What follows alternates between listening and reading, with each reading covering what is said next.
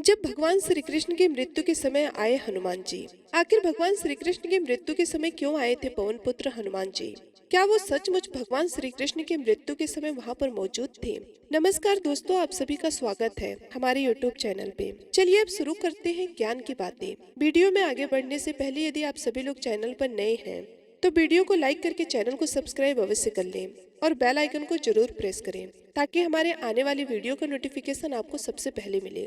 चलिए बढ़ते हैं वीडियो में। उससे पहले कमेंट बॉक्स में जय श्री राम जय श्री बजरंगबली अवश्य लिखिएगा।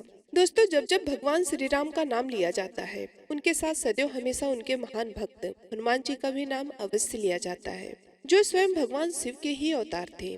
एक महाबलशाली देवता जिन्हें हरा पाना किसी के बस की बात नहीं थी। यहाँ तक कि भगवान शिव हो, भगवान विष्णु हो, ब्रह्मा हो या स्वयं यम हो या कोई अन्य देवता, सभी से इनको भिन्न भिन्न प्रकार के वरदान प्राप्त हुए थे, जिसके चलते इनकी शक्ति कई अधिक गुना बढ़ गई थी। हम सब ये जानते हैं कि भगवान हनुमान जी आज भी चिरंजीवी हैं। वे त्रेता युग में स्वयं भगवान श्री राम के साथ भी थे और द्वापर युग में स्वयं भगवान श्री कृष्ण के साथ भी।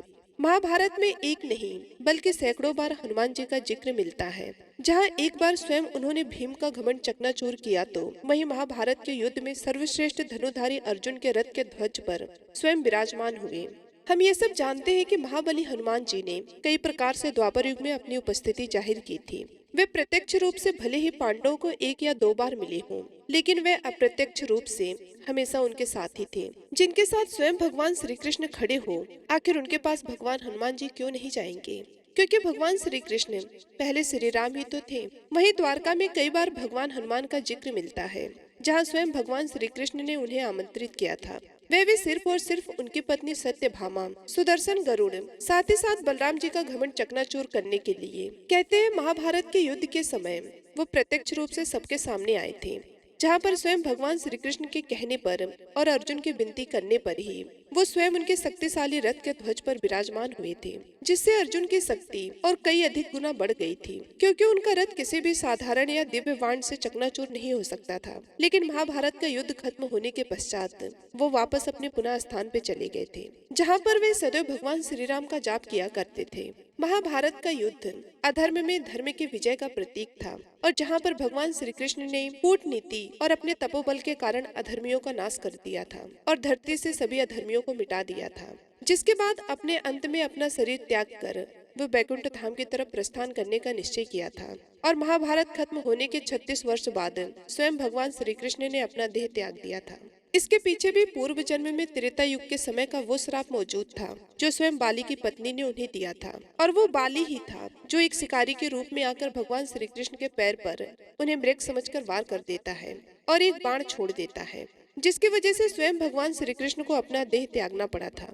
लेकिन एक सवाल उठता है कि जब हनुमान जी को ये सब ज्ञान था तो हनुमान जी क्यों नहीं आए भगवान श्री कृष्ण को रोकने?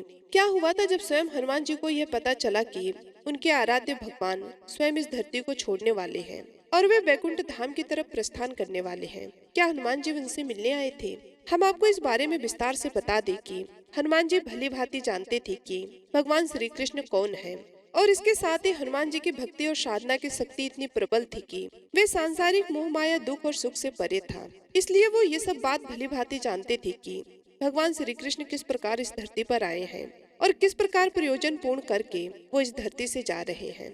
ऐसा ही संदर्भ हमें त्रेता युग में रामायण के दौरान भी मिलता है, जब स्वयं हनुमान जी के डर के कारण श्री राम को अपनी अंगूठी पाताल लोक में गिरानी पड़ी, क्योंकि वो जानते थे कि हनुमान जी उन्हें बैकुंठ धाम जाने ही नहीं देंगे। जिसके बाद वासुकी नाग की सहायता से उन्हें श्री राम की हजारों अंगूठियों के बारे में पता चला।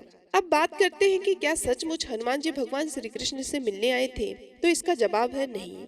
हनुमान जी सदैव भगवान श्री राम का निरंतर जाप करते रहते थे। उनके मन में केवल श्री राम ही मौजूद थे। उनको ये पता था कि श्री राम ना तो कहीं जाते हैं और ना ही कहीं आते हैं, वो तो हमेशा से ही उनके हृदय में वास करते हैं। इसलिए भगवान श्री कृष्ण के प्रस्थान करते समय ना तो हनुमान जी दुखी थे और ना ही उनकी आंखों से आंसू निकल रहे थे। यहाँ पर रही मिलने की बात, तो ऐसा कहा जाता है कि स्वयं हनुमान जी प्रभु श्री राम के अथवा श्री कृष्ण के परम भक्त कहलाए। इसलिए भगवान के बीच आंतरिक मन से यानी आंतरिक तरंग से हमेशा मिलन होता रहता है।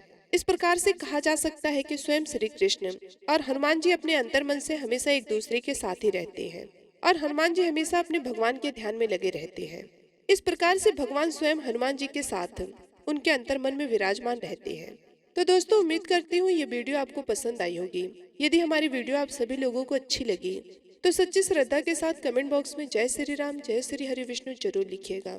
साथ ही साथ यदि आप लोगों ने अभी तक हमारे चैनल को सब्सक्राइब नहीं किया है तो वीडियो को लाइक करके चैनल को सब्सक्राइब जरूर कर लें। मिलते हैं अगले वीडियो में, तब तक के लिए आप सभी का बहुत बहुत धन्यवाद।